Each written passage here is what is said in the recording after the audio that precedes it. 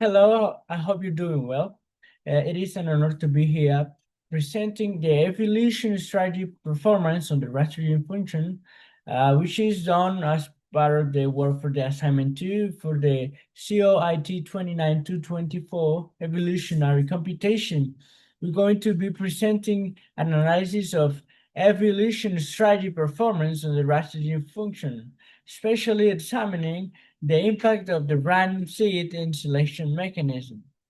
Um, well, first of all, let's talk about the problem. Optimization problems, particularly those involving multi-modal functions such as the Rastrigin function, are inherently complex due to their numerous local minima. So evolution strategies, a class of population-based metaheuristic algorithm, are well suited to navigate such intricate landscapes. The primary objective of this presentation is to delineate objective of this presentation in evolution of strategy.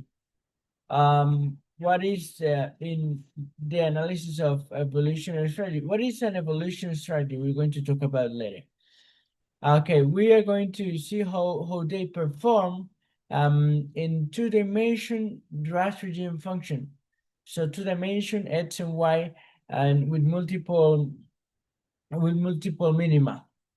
Well then we're going to emphasize on discerning the influence of both the random seed and the chosen selection strategy, specifically u comma mu and sorry mu comma lambda and mu plus lambda approaches. Those are the two ES evolution strategies. The investigation is pertinent for enhancing our comprehension of ES behavior in stochastic environments.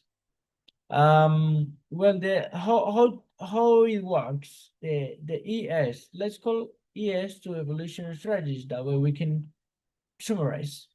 Then ES drawing inspiration from biological evolution. So they operate by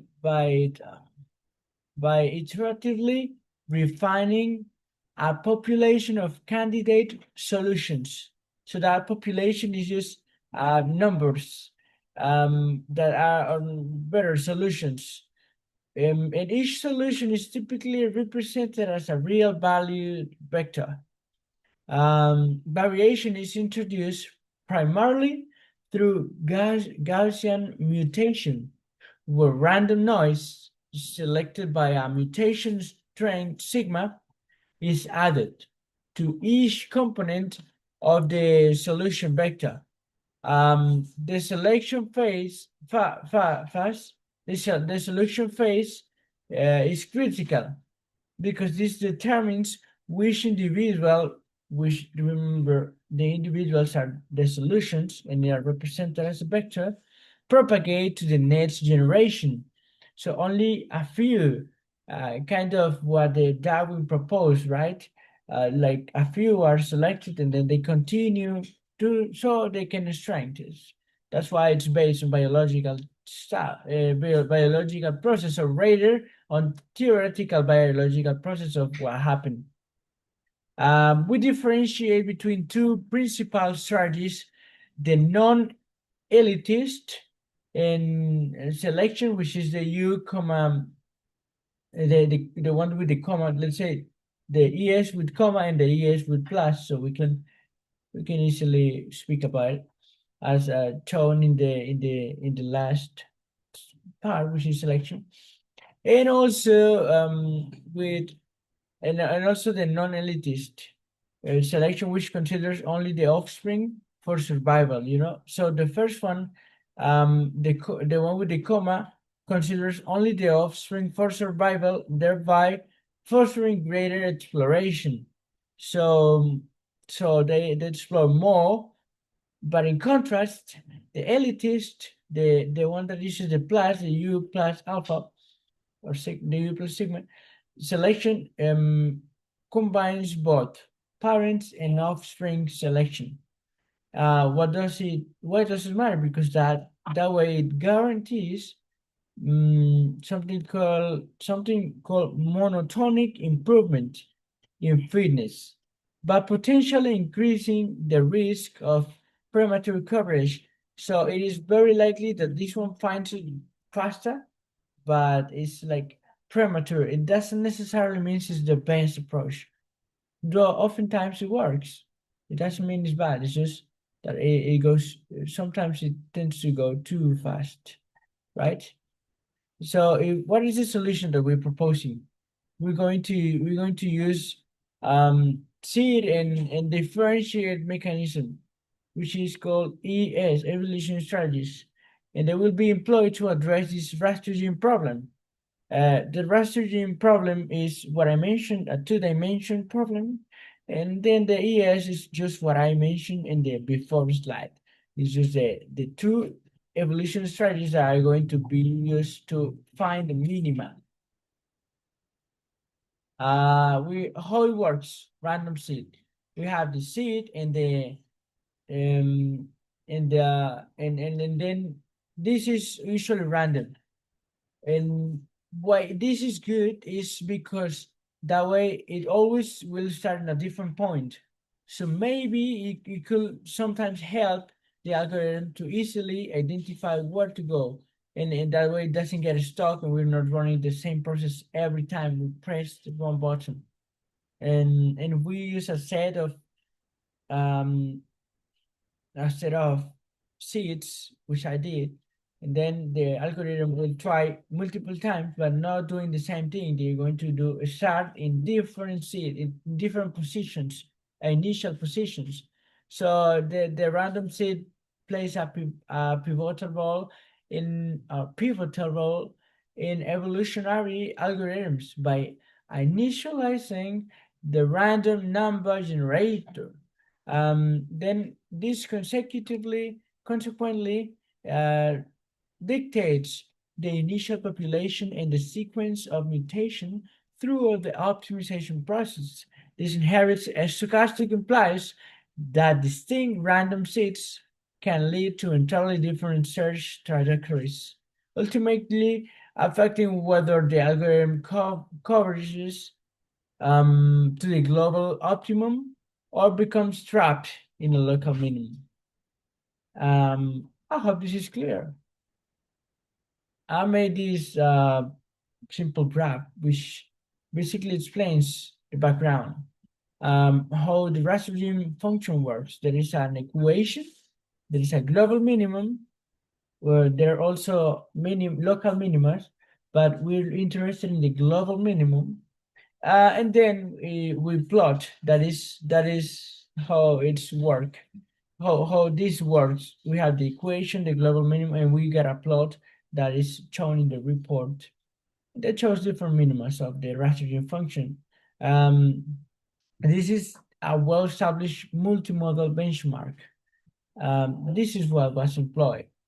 It's a mathematical formula, and as presented on this slide, reveals the landscape characterized by a single global minima origin, but there is a multitude of deceptive local minima. So this is challenging because there are too many false global minima, right? So I hope this can be clear. And let's explain the methodology. Well, with the methodology is simple, very simple. We use the Rastrigin function, and then we use a parameter, ES parameters. Let's say U30 lambda 200, and then the next one, the generations, let's say 250 generations, and we're looking at two selection strategies that I have already explained, but I hope this graph may help us understand a little bit more. Then we have a distinct random, which is what I talked about last slide. Random seeds were utilized for each strategy. So that way we have a total of 16 experimental configuration that were executed. So this is how it was performed. during this report, during this project, and it's clearly shown the table with all the different parameters that were used, including the seed, which was always different for each try, though it was the same, ensuring that the comparison will be fair between one and another. And so if at the beginning it starts with 123, the second is 123, 8 times each one. Of course, changing or varying the seed. What is the impact of these experimental results? Let's see. Well, we have this U plus strategy, which exhibited faster coverage, yet demonstrated a higher propensity to what I would say it before, right? Because this tries to go too fast. It's like rushing, but not necessarily it's the best way. Then we have this one, which is a U, comma B strategy. This is kind of better for great exploration, though it takes longer because it's like exploring everything, kind of everything. So it of course takes more time, but it might not be as formative as the other approach. So in conclusion, we have studied this elucidate several critical aspects of evolution strategy, performance, and multi-modal functions. Firstly, it has been unequivocally demonstrated that evolution strategy are highly sensitive to the random initialization. If you look at the report, usually that plays a huge role, the initialization, the seed, with the random seed emerging as the most significant determinant of optimization success. Secondly, a discernible trade-off existing between U comma and U plus lambda strategies selection, because as we discussed, one kind of goes prematurely, the other one explores a bigger range, though it takes longer.